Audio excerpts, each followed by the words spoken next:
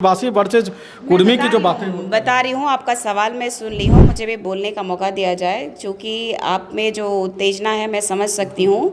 ये जो है जयराम की पार्टी और जयराम खुद पैसा ले रहे हैं। से स्कॉर्पियो मांगा और उसके पास 10 लाख रुपया मांगा था। बेबी महतो को मिलता है जितना पूजा महतो, तो ये लोग उनकी क्या है, टाइगर के इतने करीब है। पार्टी से 6 सालों के लिए निष्कासित कर दिए और आज वो बीमार हो गए। सदन में जयराम महतो ने कुर्मी के परिप्रेक्ष्य में कितनी बार आवाज उठाई उन्होंने। चिंता का विषय ये है कि ना वो कुर्मियों के हैं ना आदिवासियों के हैं। कब आपको लगा कि आपको दरकिनार किया जा रहा है? कि ये कुर्मी वर्सेस जो आदिवासी की बात हो रही है, तो ईसाई वर्सेस सरना भी मैंने किया था। उस समय आप नहीं बोले थे। कौन सी राजनीतिक पार्टी लग रही है कि जो आदिवासी की हित की बात कर रही है? झारखंड मुक्ति मोर्चा, बीजेपी, कांग्रेस, कौन से लग रहे हैं? अब आप तो जेल कैंप से बाहर हो चुकी है। मैं बीजेपी के नज़दीक नहीं जा रही हूँ। आपको किसी ने बताया क्या? आपको देश के प्रधानमंत्री जी ने बोला क्या, या फिर अमित शाह जी ने बताया कि मैं निशा भगत? हमारे साथ हैं निशा भगत, जिनको जेल कैंप ने जयराम महतो की पार्टी ने निकाल दिया, और निकालने की वजह यह है कि उन्होंने कुर्मी को लेकर जो बातें कही उसको लेकर एक्शन लिया गया है। और हम निशा जी से जानना चाहेंगे कि निशा जी, हर राजनीति में हर चीज़ के लिए समय होता है, टाइमिंग होता है। आपने कुर्मी को लेकर जो बातें कही उसके लिए टाइमिंग ऐसा आपने क्यों चुना? देखिए, मैंने टाइमिंग नहीं चुना है, और लगातार मैं अपने समाज के प्रति, अपने रूढ़िवादी परंपरा को बचाने के लिए लगातार आवाज़ उठाते रही हूँ। आपने देखा होगा, इससे पहले भी मैं हमारा चीरा झंडा का प्रकरण जो चला था कि हमारे झंडा का अपमान नहीं होना चाहिए, हमारे समुदाय का अपमान नहीं होना चाहिए, हमारे रूढ़िवादी परंपरा का अपमान नहीं होना चाहिए, तब ये जेल कैंप पार्टी ने तो कोई एक्शन नहीं लिया था। तो अब जो कुर्मी के बारे में मैंने कहा है, तो उसके परिप्रेक्ष्य में अगर वो अपने आप को कुर्मी का पार्टी साबित करने में लगे हुए हैं, तो वो उनकी टाइमिंग है, उनका समय है, उनका विचार है। नहीं, कुर्मी की पार्टी तो वो पहले से भी पता था। जब आप गुमला से चुनाव मैदान में उतरी तब भी ये माना जाता था कि उनको सुदेश महतो के राजनीतिक विकल्प के रूप में देखा जाता था, आज भी देखा जाता है। तो जब आपको टिकट मिला उस समय ये नहीं लगा कि ये कुर्मी की पार्टी है या आदिवासी की या सभी समाज को लेकर चलती है? नहीं, मैंने जब रेजिग्नेशन दिया था कांग्रेस से, जबकि कांग्रेस जो है हमारे आदिवासियों का शोषण लगातार भारत की आज़ादी के बाद कर रही है, और मैं कोशिश की कि शीर्ष नेतृत्वकर्ता से बात करूं, लेकिन उस टाइम में बात नहीं हो पाई। और मैंने रेजिग्नेशन देने के बाद में मैंने देखा कि एक जो झारखंड का बेटा है, जो दहाड़ रहा है, जो तथ्य की बात कर रहा है, तो मुझे लगा कि उनकी पार्टी में से जब ऑफ़र आया तो मैं उसमें पार्टी में ज्वाइन किया। मैंने पार्टी ने आपको ऑफर दिया या आप पार्टी के, क्योंकि वहाँ तो आवेदन मांगा जा रहा था कि आप दीजिए? नहीं नहीं नहीं, आवेदन का प्रक्रिया बहुत पहले से हो चुका था। मैं बहुत बाद में ज्वाइन किया मैंने, और इन लोगों की मंशा थी कि मेरे से कुछ लिया जाए। मैंने इस बात को लेकर के पार्टी के आला कमान से जब की मैं, तो उन्होंने कहा कि नहीं, ऐसी बात नहीं है। लेकिन संतोष महतो जो केंद्र के प्रवक्ता रहे, उन्होंने लगातार मुझे 10 लाख और एक स्कॉर्पियो की बात करी, लेकिन मैंने इसको डिनाई इसलिए किया क्योंकि मौके का मैं इंतज़ार कर रही थी कि घड़ा कब संतोष महतो ने कब ये डिमांड आपसे की? ये इलेक्शन के टाइम पे किया गया। मानसिक रूप से उस टाइम में भी काफ़ी प्रताड़ित कहा जाए कि आप इतने दिनों तक खामोश क्यों थी? संतोष महतो ने, मतलब आप इस चीज़ को अगर हम देखें तो करीब 1 साल होने को आया। मैं एक बात बताना चाहती हूँ कि मैं ऑलरेडी कांग्रेस से निकल चुकी थी, और उस टाइम में भी काफ़ी लोगों ने कहा कि ये पार्टी में स्टेबल नहीं रहती है। तो मैं यही चीज़ बताना चाहती थी कि देखिए, पार्टी में स्टेबिलिटी तब नहीं होती है जब अपने लोगों का, जिस राजनीति क्या होता है, समाज के परिप्रेक्ष्य में लोगों के मुद्दों को या तो फिर क्षेत्र के विकास के बारे में बात करना है, तो क्षेत्र के विकास के बारे में जो बात ना करें, अपने बारे में सिर्फ सोचे, तो जाहिर सी बात है कि कभी कभी मौन रह करके भी समर्थन करना पड़ता है। समर्थन किया मैंने, 81 में एक भारी मैंने बोला, और आज भी कहती हूँ कि एक गरीब का बेटा जो है यहाँ तक पहुँचा है तो सिर्फ और सिर्फ वो अपने बारे में सोच रहा है। कुर्मियों का है कि नहीं वो पता चलेगा, वो जंतर मंतर में पहुँचते हैं कि नहीं। ऐसे मुँह से बोल देने से और सोशल मीडिया में वाहवाही से वो राजनीति के प्रथम पायदान में नहीं आ सकते। जयराम महतो या जेएल कैंप पार्टी का कुर्मी को लेकर, कुर्मी के एसटी के दर्जा देने की मांग तो पहले से रही है। अभी जब जंतर मंतर पे मार्च होना है, जंतर मंतर, तब आपने मतलब ये मैं इसलिए कह रहा हूँ कि समय आपने इसके लिए क्यों चुना कि जब मार्च के लिए निकलेगा तब विरोध करना इस चीज़ को लेकर? चूँकि मेरी जो लड़ाई है लगातार हमारे झारखंड के परिप्रेक्ष्य में रही है, लेकिन उस समय मैं परिपक्व तरीके से लड़ाई करने के लिए योग्य नहीं थी, इसीलिए क्योंकि हमें मारा गया था। चूँकि हमें लगातार मारा जा रहा है, हमारे पिताजी भी झारखंड के आंदोलनकारी हैं और हमने बहुत कुछ खोया है, हमारा घर जला दिया गया है, हमारे पिताजी आधा समय जेल में रहे हैं। तो मैं जानती हूँ मेरे ऊपर भी फर्जी केसेस किया गया था। आपको जानकारी नहीं है तो मैं बताना चाहती हूँ, ऐसे फर्जी केसेस किए गए थे कि जैसे कुख्यात अपराधियों के साथ इनको जोड़ करके, इनको फंसा करके इनको जेल भेज देना, चाहे इनकी हत्या करा देना। तो ये हमारे पास प्रमाण भी है।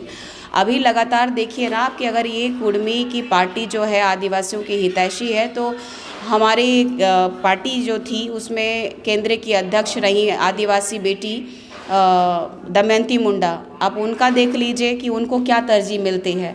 और दूसरा बात देख लीजिए कि बेबी महतो हो गई, पूजा महतो हो गई, ये लोग भी प्रत्याशी हैं, वो भी प्रत्याशी, मैं भी प्रत्याशी, लेकिन हमें दरकिनार क्यों किया जाता है? कब आपको लगा कि आपको दरकिनार किया जा रहा है? जिस समय में मुझे पूछा गया था स्कॉर्पियो के लिए और मैं जब डुमरी और बोकारो के लिए गई हुई थी। मतलब चुनाव से पहले ही आपको लग रहा था? हाँ, चुनाव के समय ही पता चल गया था। तो फिर आपने लगभग साल भर का इंतजार साल किया? भर इसलिए इंतज़ार की क्योंकि इतना मेरे ऊपर में लांछन लगाया गया था कांग्रेस की पार्टियों द्वारा कि उसको निकाला जा रहा था पार्टी से, लेकिन निशा भगत पहले रेजिग्नेशन दे दी। तो इस बार मैंने पहले रेजिग्नेशन नहीं दिया, मैंने इनकी मानसिकता, इनकी भावना को प्रकट होने दिया और इन लोगों ने पूरे जग अपने जो मनसा है उसको उन लोगों ने जग जाहिर कर दिया। आप 1 साल तक इंतजार करते रहे हैं जेल? देखिए, हमारे लोगों ने, आदिवासियों ने भारत की आज़ादी के बाद तक अभी तक शोषित हो रहे हैं। अभी भी लोग चुप्पी साधे हुए हैं, लगातार जो बात करते हैं उनको दबा दिया जाता है। आपने अभी देखा है प्रकरण सूर्य नारायण हांसदा वाला, वो भी आदिवासी रूढ़िवादी परंपरा को मानने वाला था। वो भी अपने क्षेत्र का विकास चाहता था। वो चाहता था कि अच्छी स्कूल की व्यवस्था हो जाए, अच्छी चिकित्सा की व्यवस्था मिल जाए, वहाँ की रोड और सड़कें पक्की हो जाएं, वहाँ का जो खनिज संपदा है, जो बाहरियों के द्वारा, जो बिचौलियों के द्वारा लगातार शोषण हो रहा है, उनका नाम आया उनकी हत्या में। पंकज मिश्रा, ये कौन है? आज झारखंड के मुख्यमंत्री जो उनके विधायक प्रतिनिधि हैं और वो क्रेशर का काम जो चलता है, उनका पत्थर के व्यवसायी हैं वो। तो इससे पता चलता है कि मैं अपने आप को जो है, पहले मैं अपने समाज के प्रति आई। अपने झंडा के प्रकरण में मैंने देखा है, बचपन से देख रही हूँ कि झंडा का उपयोग करते हैं लोग 2 पैसा कमाने के लिए, लेकिन मेरे को भी तो उतना ताकतवर होना चाहिए, मुझे भी तो लड़ने की क्षमता होनी चाहिए, मैं भी तो लड़ पाऊँ, मेरा समाज जाग पाए। तब मैं, समाज जागा है, मेरा समाज आगे आया है, तब जा करके मैं आगे आई हूँ। आपके सोशल मीडिया अकाउंट्स को मैं देख रहा था तो उसमें मैंने देखा कि एक कोई चंदन कुमार शख्स हैं जिनके आपने पोस्ट को रिपोस्ट किया, जिसमें उन्होंने लिखा है कि आदिवासी वर्सेस कुर्मी। तो क्या मतलब ये समाज को तोड़ने वाली बात नहीं हुई जो आप बातें कर रही हैं? देखिए, समाज को तोड़ने, आदिवासी वर्सेस कुर्मी, मतलब ये इस तरह की राजनीति करने से आपको लगता है कि सही है? देखिए, मैं विधायक बनूं ना बनूं, मेरी अब कोई दिली इच्छा नहीं है। नहीं, मैं आपसे पूछ रहा हूँ कि आदिवासी वर्सेस कुर्मी की जो बातें बता रही हूँ, आपका सवाल मैं सुन ली हूँ, मुझे भी बोलने का मौका दिया जाए। क्योंकि आप में जो उत्तेजना है मैं समझ सकती हूँ कि ये कुर्मी वर्सेस जो आदिवासी की बात हो रही है, तो ईसाई वर्सेस सरना भी मैंने किया था, उस समय आप नहीं बोले थे। ईसाई वर्सेस सरना में आप बात कीजिएगा तो मैं मानूंगी, और इसमें भी बात कीजिएगा तो इसलिए मानूंगी क्योंकि आदिवासी वो नहीं है।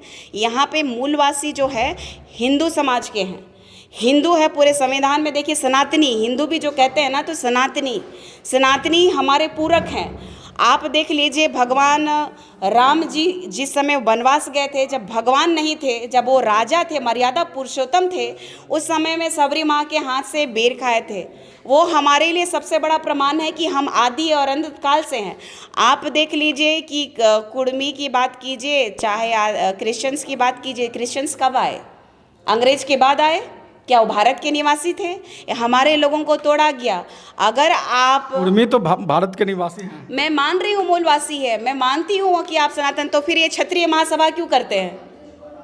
आप क्षत्रिय महासभा क्यों करने जाते हैं? देश में जितने भी राजनीतिक पार्टियां हैं वो अलग, चाहे वो कांग्रेस हो चाहे वो बीजेपी हो, अलग अलग समाज के लिए, अलग अलग समुदाय के लिए वो कार्यक्रम करते रहते हैं। आप भी राजनीति में रही हैं इतने लंबे समय से, आपको जानकारी का अभाव होगा, क्योंकि बीजेपी जो है कभी नहीं चाहती है। मैं विद्यार्थी परिषद का, आपको जानकारी नहीं है तो सबसे पहले मैं बता देती हूँ कि मैं विद्यार्थी परिषद की कैडर रही हूँ और मैंने बहुत करीब से देखा है कि जो ईसाइयों को वो भटकने भी नहीं देते हैं। वो जानते हैं कि हमारे देश को वो खोखला कर रहे हैं, तो वो कभी नहीं रहे हैं ईसाइयों। मैं सभी जातियों की बात कर रहा हूँ, क्योंकि आप कभी तेली समाज का कार्यक्रम हो, चाहे अन्य जातियों का हो, पासवान का हो, किसी भी समाज का हो, वो राजनीतिक पार्टियां, चाहे वो बीजेपी हो, वो कांग्रेस हो, सब करती रही हैं। इसको लेकर मैं नहीं कर रहा हूं कि वो पार्टी नहीं, आप देखेंगे कि झारखंड के बाहर भी जाति को लेकर कार्यक्रम पॉलिटिकल पार्टी करती रही हैं।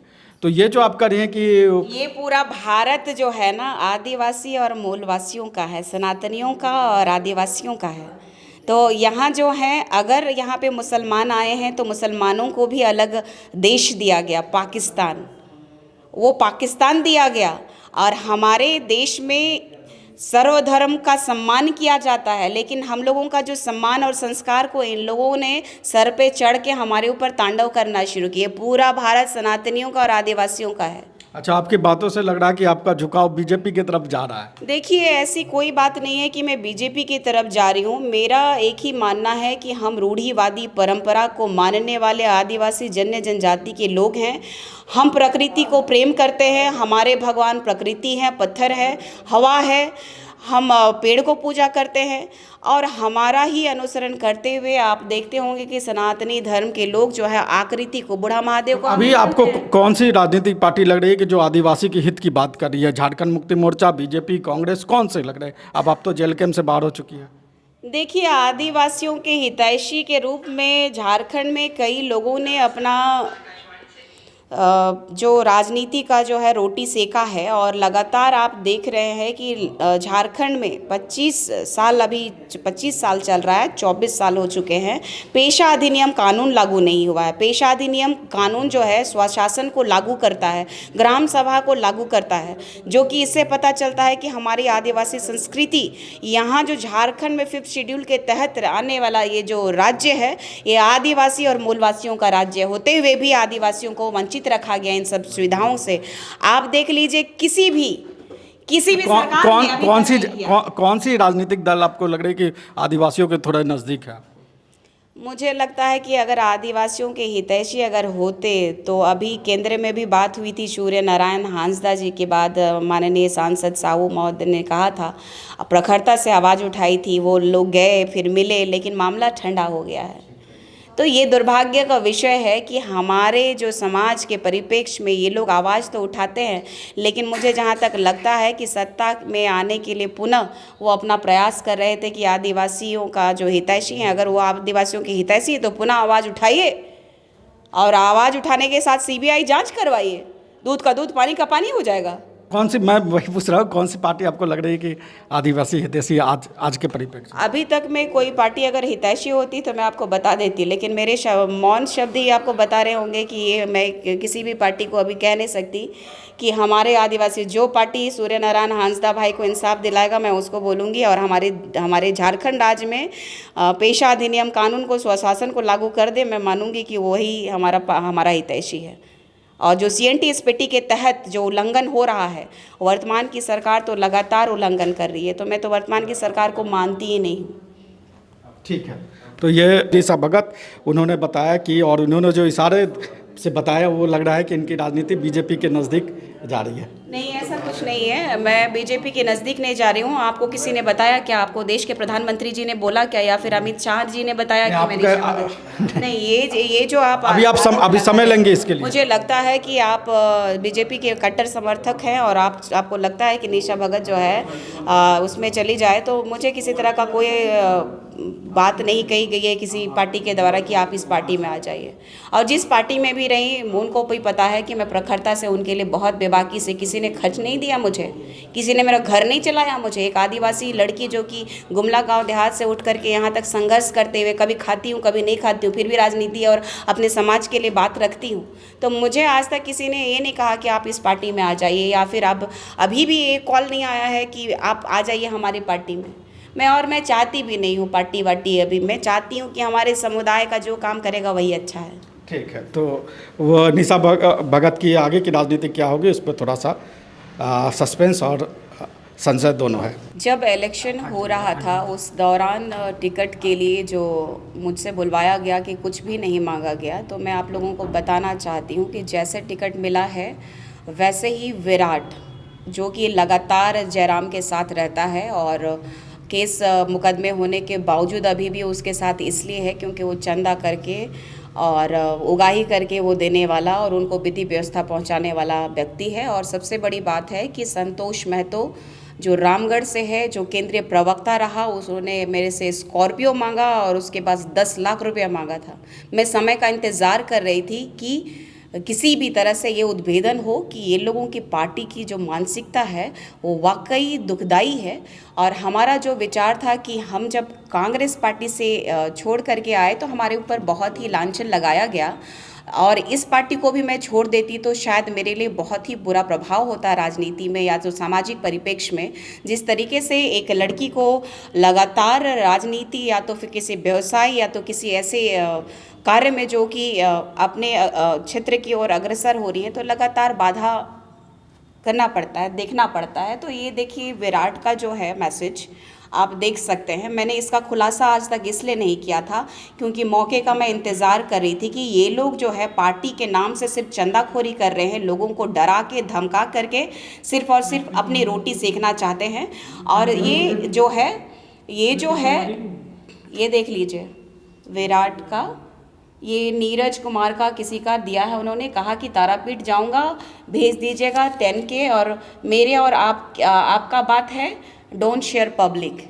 लेकिन पब्लिक को शेयर करने का समय इसलिए आ गया है क्योंकि ये लोग जो है नारी शक्ति को बहुत ही कमज़ोर समझते हैं और नारियों को ये लोग अपने पॉकेट में रखना चाहते हैं। अगर ये आदिवासी हितैषी होते तो चिंता का एक विषय है कि राष्ट्रीय अध्यक्ष जो है दमयंती मुंडा जी, उनको ये लोग स्टेज शेयर क्यों नहीं कराते, उनको मान सम्मान उतना क्यों नहीं मिलता जितना बेबी महतो को मिलता है, जितना और एक महिला है पूजा महतो। तो ये लोग उनकी क्या है और इन लोगों ने क्या आंदोलन किया है, क्या इन लोगों ने अपने क्षेत्र के परिप्रेक्ष्य में ऐसा कुछ काम किया जो कि वो टाइगर के इतने करीब है। टाइगर कहते थे, सोचते थे कि ये काशी में एक भारी है। मैं इंतज़ार कर रही थी इस समय का, इस मोमेंट का। आज मैं बहुत खुश हूँ कि मुझे पार्टी ने इसलिए निकाला क्योंकि वो अपने कुर्मी समुदाय के प्रति बहुत ही लॉयल है। और यदि वो अपनी कुर्मी पार्टी के प्रति इतने लॉयल है, अगर वो पूरी संपूर्ण पार्टी के अगर होते तो इससे पहले मैं झंडा प्रकरण को ईसाई समुदाय का लगातार विरोध की कि वो हमारा आरक्षण नहीं खा सकते। आदिवासियों का आरक्षण वही खा सकता है जो आदिवासी है, जो रूढ़िवादी परंपरा को मानने वाले प्रकृति पूजक जो है और विद्यमान विधि में जो अंकित है, विद्यमान विधि से जो बाहर चले गए हैं, वो आरक्षण के हकदार नहीं होते हैं। मैंने उनका जब लगातार विरोध किया तब भी पार्टी के तरफ से किसी का मुंह नहीं खुला। आपने देखा होगा गुमला से रांची तक जब पैदल आई और वो पैदल यात्रा थी हमारे झारखंड के आदिवासियों के हित के लिए, ग्राम सभा को जो पारित करना चाहिए था, पेशा अधिनियम को लागू करने की बात जब मैंने कही थी तो उस समय भी जेएलकेएम के किसी कैंडिडेट ने हमारा सपोर्ट नहीं किया था। जयराम की बात की जाए तो मुझे जहां तक लगता है कि दुमका के प्रोग्राम के बाद मैंने उनसे संपर्क साधने की कोशिश की, बात पहुंचाया कि आप विधानसभा में ये बात रखिए आदिवासियों के हितकर के लिए, क्योंकि सीएनटी और स्पेटी एक्ट का लगातार उल्लंघन हो रहा है। लेकिन उन्होंने कभी भी आदिवासियों के पक्ष में बात को नहीं रखा।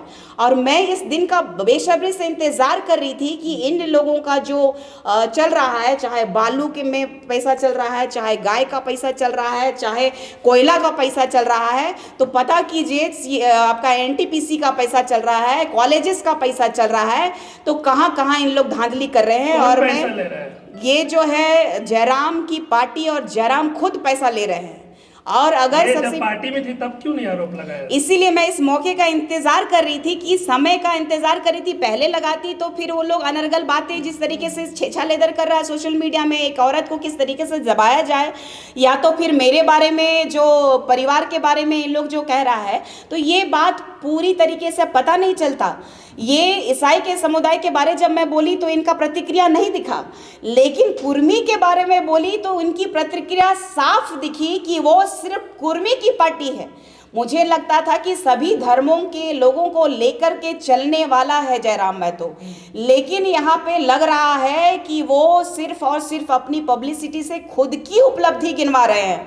क्षेत्र की जो कमियां हैं उसको गिनवानी चाहिए। कभी आए ना धनबाद और बोकारो से, कभी इधर आवे लोहरदगा, गुमला, सिमडेगा, पता चल जाएगा कि जेल कैम्प क्या है।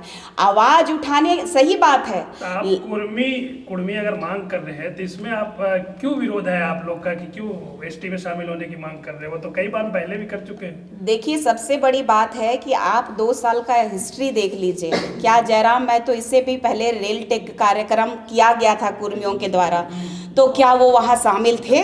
कुर्मियों के प्रति उनका क्या भाव है, इसको भी चिंता का विषय है। आज देखिए कि वो मुझे पार्टी से 6 सालों के लिए निष्कासित कर दिए और आज वो बीमार हो गए। और ये देखना है कि वो रेल टेक का कार्यक्रम, कुर्मियों का जो कार्यक्रम आंदोलन है उसमें वो पहुंचते हैं कि नहीं। ये भी देखना है कि कुर्मियों के प्रति जो वो चाल चल रहे हैं, कुर्मियों के प्रति जो राजनीति कर रहे हैं, क्या वाकई ये कुर्मियों के है भी कि नहीं, ये भी चिंता का विषय है। ये अभी तक में आपने देखा हो गया कि घटवार जो है और कोल तेली लोग हैं जो कि वो भी चाहते हैं लगातार अपनी आवाज़ उठाते रहे हैं कि आदिवासी समुदाय में हमें शामिल किया जाए। लोग आदिवासी समुदाय में क्यों शामिल होना चाहते हैं? चिंता का विषय यही है कि जब पूरे संविधान में हमारे लिए एक विशेष संविधान बना हुआ है तो इस संविधान पे छेड़छाड़ क्यों? इनका कहना है कि 1931 में हमारा जो आदिवासियत से हमें हटा दिया गया। तो मैं बताना चाहती हूँ कि ये लोग फिर क्षत्रिय समाज के साथ अपने आप को क्षत्रिय महासम्मेलन में क्यों शामिल होते हैं? चिंता का विषय ये है कि वाकई आदिवासी है कौन? आदिवासी जो आदिकाल से रह रहे हैं, आदिवासियों का जो परिचय है, भगवान राम जो राजकुमार अयोध्या के, वो भी वनवास गए थे। तो मैं बार बार कहती हूँ कि उनके समय में भी वन में वनवासी कहिए, आप आदिवासी बोलिए, जो आप लोगों को समझ में आता है, लेकिन आदिवासी आदिकाल से रहने वाले आदिवासी हैं, रूढ़िवादी परंपरा को मानने वाले आदिवासी हैं, आदिवासी जन्य जनजाति को के अंतर्गत रहने वाले आदिवासी हैं। तो आदिवासी के जो पूरक हमारे जो हिंदू समाज है, जो उनके जो प्रति छाया है, तो हिंदू समाज को भी हम प्रणाम करते हैं, संस्कार हमारे मिलते हैं, तो उनका और हमारा पूरी तरीके से मिलता है। लेकिन हिंदू कभी आदिवासी नहीं हो सकते और कुर्मी हिंदू है। इस संविधान के हिसाब से आज तक क्या जितने भी कुर्मी के नेता, जैसे कि झारखंड में उप मुख्यमंत्री के रूप में सुदेश महतो जी भी आए, और आप एक बात बता दीजिए कि सदन में जयराम महतो ने कुर्मी के परिप्रेक्ष्य में कितनी बार आवाज़ उठाई उन्होंने। चिंता का विषय ये है कि ना वो कुर्मियों के हैं ना आदिवासियों के हैं। वो सिर्फ और सिर्फ चाहते हैं कि हम जो विधायक हैं, मुख्यमंत्री किसी भी तरह इन प्रकारन बन जाएं। मैं सोचती थी कि एक गरीब का बेटा कैसे संघर्ष कर रहा होगा, लेकिन यहाँ तो माल बटोरने में सब के सब लगे पड़े हैं। पूछ लीजिएगा जेल कैम्प के बड़े बड़े पदाधिकारियों से, सीधे मुंह बात नहीं होती है। आज तक झारखंड में जेल कैम्प को कैसे बढ़ाना है, वार्षिक अधिवेशन के अलावा किसी भी तरह का कोई मीटिंग ऐसा नहीं हुआ है। और सबसे बड़ी बात है कि ये मुझे कह रहे हैं कि प्रत्याशी बनाया गया, तो प्रत्याशी जो है कि हम जा कर के मांग के नहीं लाए थे कि प्रत्याशी बना दीजिए। उसके बाद भी हमें कहा गया था कि एक पद और पोस्ट दिया जाएगा, तो हमें मालूम था कि ये लोग पद और पोस्ट इसलिए नहीं देंगे क्योंकि ये आदिवासी विरोधी है और समय का मैं इंतज़ार कर रही थी। अब मैं पूर्णतः स्वतंत्र हूँ और अपने समाज के प्रति अपनी बातों को बेबाकी से रख सकती हूँ। और मैं भी देखती हूँ कि किस में कितना दम है कि इतने जितने भी महतो के लीडर्स हैं, मैं उनको आगाह करना चाहती हूँ, चेताना चाहती हूँ कि आदिवासी बनने का सपना छोड़ दीजिए।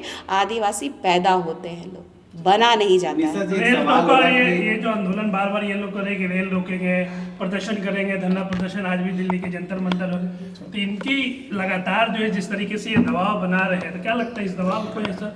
देखिए, आदिवासी समुदाय लगातार अपने सरना कोड को लेकर के, या तो फिर 1961 में जो कांग्रेस की सरकार थी, ये जो महागठबंधन की सरकार है, तो केंद्र में जब कांग्रेस की सरकार थी तो आदिवासी कॉलम हटा दिया गया था। तब कुर्मी कहाँ थे?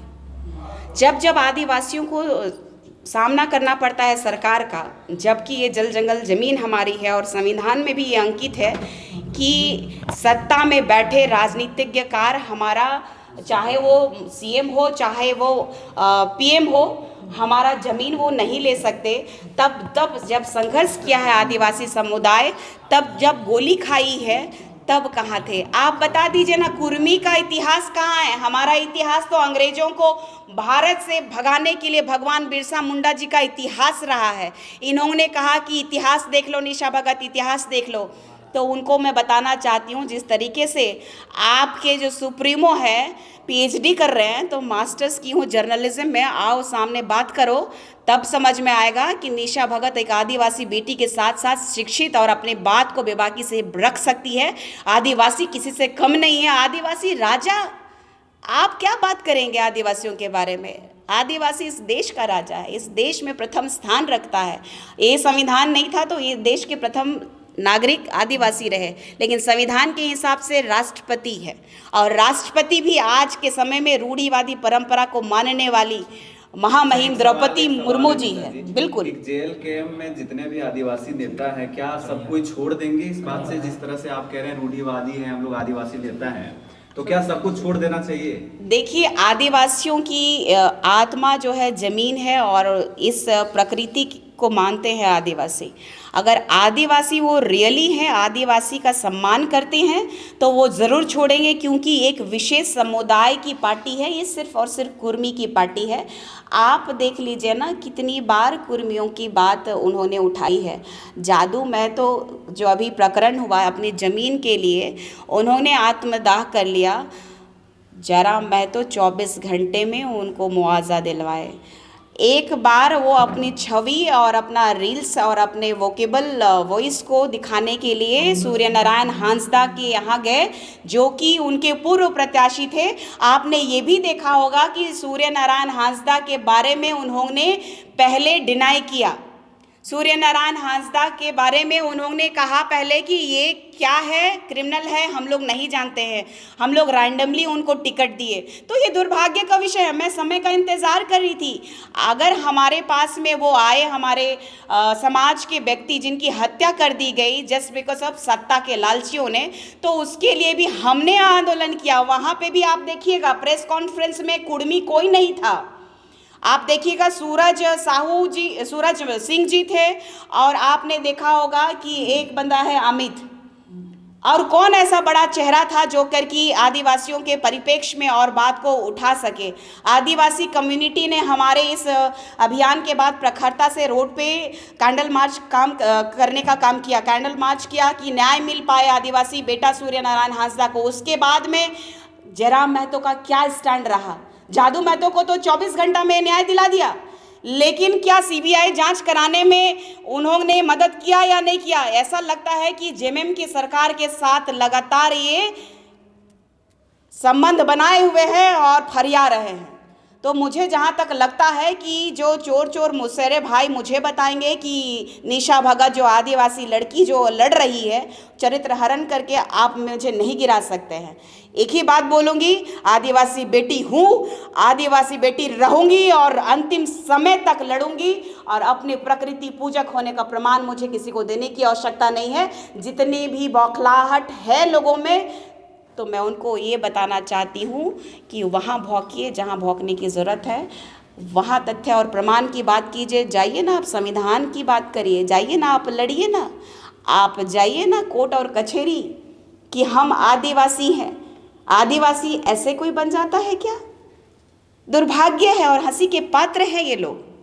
तो इतने दिनों से आप जेल कैंप में थे, क्यों नहीं मुखर तौर पर बोल रही थी? जब पार्टी से निकाला गया तभी क्यों निशा भगत जो इतना मुखर तौर पर जयराम के खिलाफ मोर्चा खोले हुए है? सवाल तो आप पे भी उठेंगे। जी बिल्कुल बिल्कुल उठेंगे, लेकिन अगर मैं छोड़ देती तो इससे ज़्यादा मेरे लिए भयावह और कष्टकारी होता, क्योंकि एक आदिवासी जो गुमला गांव देहात से उठ करके रांची में आकर के पूरे झारखंड में जिस तरीके से राजनीति कर रही हूँ, लगातार हमारे जान के पीछे पड़े हुए हैं। राष्ट्रीय अनुसूचित जनजाति आयोग में भी मैंने केस किया है, और अभी मैंने गृह मंत्री को भी लेटर लिखा है कि गृह मंत्री से मैंने आस लगाया है, क्योंकि ये राज्य की सरकार के पास भी मैं डीजीपी के पास गई थी, डीजीपी ने आवेदन लिया, लेकिन इस सरकार में भी जो है जो चटुकारिता करते हैं, जो 2 पैसा कमा करके देते हैं, उनके पास गार्ड होता है, लेकिन जो संघर्ष करते हैं उनको गोलियां खानी पड़ती है। मैं तैयार हूं, जिसमें ताकत है, जिसमें औकात है, गोली मार के दिखाओ, हम भी बताएंगे कि हम आदिवासी बेटी हैं और आदिवासियों के लिए लगातार जोरदार अपनी आवाज उठाते रहूंगी। आगे राजनीति आप कैसे करिएगा, चूंकि आप कांग्रेस को छोड़ चुके हैं?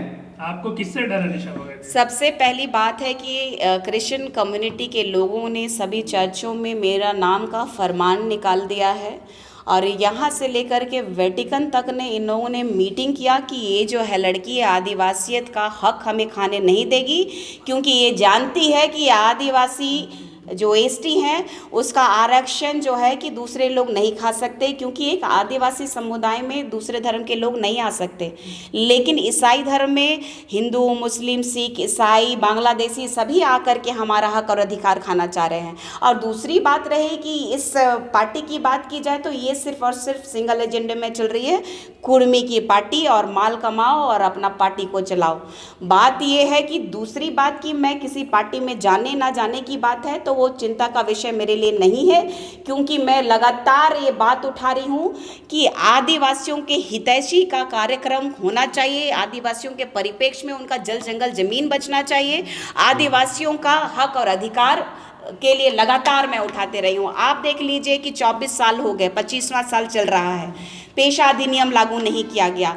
एक मंत्री जो है कि जो सरकार में रहे थे मधु कोड़ा जी, CNT SPT एक्ट का उल्लंघन करने के एवज में उनको जेल भेजा गया। और अभी के माहौल में आप चाहे माननीय मुख्यमंत्री हो, चाहे उनके मंत्री हो, चाहे उनके विधायक हो, सभी का ज़मीन अपने क्षेत्र से परे उन्होंने एकड़ एकड़ ज़मीन खरीद रखा है। इस पे भी मैं बहुत जल्द प्रखरता से, मुखरता से आवाज़ उठाऊंगी। हमारे पास एविडेंस आ चुका है। आज के मामले में जो था कि कुर्मी आदिवासी बनना चाहते हैं तो कभी नहीं बन सकते, और आदिवासी समाज को भी मैं कहना चाहूँगी, जागिए, उठिए, अब समय आ गया है कि हमारे पास जो हथियार है CNT SPT एक्ट का और हमारा पेशा अधिनियम का, उसको प्रखरता से लेने के लिए अपनी आवाज़ को मुखरता से समाज के परिप्रेक्ष्य में, और इस सरकार से तो उम्मीद नहीं है, लेकिन केंद्र की सरकार से गुहार लगाया जाए, इतना ही कहूँगी। एक लास्ट सवाल और है कि पूरे परिप्रेक्ष्य में कि आपको जेल कैंप से क्यों निकाला जाएगा, एक लाइन में बताना चाहें? मुझे जेल कैंप से इसलिए निकाला गया क्योंकि मैं कुर्मी समुदाय के लोगों को ये बोली कि किसी भी हालत में, चाहे वो रेल रोक दे, चाहे सड़क जाम कर दे, चाहे वो जंतर मंतर से कूद जाए, मैंने ये कहा है और अभी भी कहती हूँ कि आदिवासी बनना इतना आसान नहीं है। आदिवासी का हक और अधिकार खाने के लिए आप जो लगातार प्रयास कर रहे हैं वो प्रयास विफल होगा। ये सिर्फ और सिर्फ राजनीतिक स्टंट है। आप देख लीजिए बड़े बड़े चेहरों को, चाहे वो सुदेश महतो हो, चाहे लंबोदर महतो हो, चाहे अमित महतो हो, चाहे जयराम महतो हो, 4 बड़े नाम मैंने गिनवाए हैं। एक उप मुख्यमंत्री रहे हैं, तो इनमें कुबत थी, सरकार में थे, तो अपनी आवाज़ प्रखरता से क्यों नहीं उठाए? और वो जब आदिवासी हैं तो इतने साल, 70 साल से भी ज़्यादा हो गए इस भारत को आज़ाद हुए, तो वो कहाँ हैं? आज जब हमारा परंपरा, हमारी रीति रिवाज को अपना लेने से आप आदिवासी नहीं कहलाएंगे। कई हिंदू भाई हमारा, कई हिंदू बहनें, कई लोग जो है हिंदू रीति रिवाज जो है हमारे से मिलता जुलता है, इसका मतलब हम हिंदू तो नहीं हो गए। हिंदू संस्कार जो हमसे मिलता जुलता है, लेकिन वो भी अलग है। आप एक ही चीज़ को देख लीजिए, जब बच्चा पैदा होता है तो उस टाइम में हमारे में भेलवा फड़ी किया जाता है। जब बच्चा पैदा होता है छूतका होता है, तो आप लोगों का हिंदू में 21 दिन बाद होता है, हमारे यहाँ 10 दिन बाद होता है, और क्रिश्चियंस में हिंदू में भी 10 दिन बाद होता है। उसमें पंडित और पुजार से किया जाता है, पंडित से किया जाता है। हमारा यहाँ पे बैगा और पहान से किया जाता है। बैगा और पहान हमारे में सर्वोपरि होता है। हमारे धर्म में कोई भी हमारे गुरु नहीं होते, धर्म गुरु बिल्कुल भी नहीं होते। हमारे यहाँ जितने लोग भी धर्मगुरु का चोला पहन करके हमारे समाज को ठगने का कोशिश कर रहे हैं, तो हमारे पहान और पुजार कैसे होते हैं, तो मैं बताना चाहती हूँ कि आदिवासी समाज के लोग अपने गांव में अपनी देवी देवताओं का आह्वान करते हैं, और वो जो सूप होता है जिसमें चावल फटकते हैं या चीज़ें सामग्री रखते हैं, सूप और लोढ़ा, सिलवट वाला लोढ़ा होता है, उसको गोल गोल घुमाया जाता है। रॉयल इंडिया में आपका स्वागत है। भारत के सबसे विश्वसनीय सोलर मोटर पंप और एमपीपीटी कंट्रोलर निर्माता। रॉयल इंडिया का high performance movable trolley solar water pumping system प्रस्तुत है। बेहतर दक्षता के लिए डिजाइन किया गया और आसानी से ले जाने योग्य। सरकारी परियोजनाओं के लिए अनुमोदित देश भर के कॉन्ट्रैक्टर्स और एजेंसियों की पहली पसंद। एमएनआरई द्वारा अनुमोदित, उल प्रमाणित, उद्योग मानकों के अनुरूप स्वदेशी उत्पाद। सार्थक ऊर्जा समाधान के लिए हमारे साथ साझेदारी करें। आज ही संपर्क करें।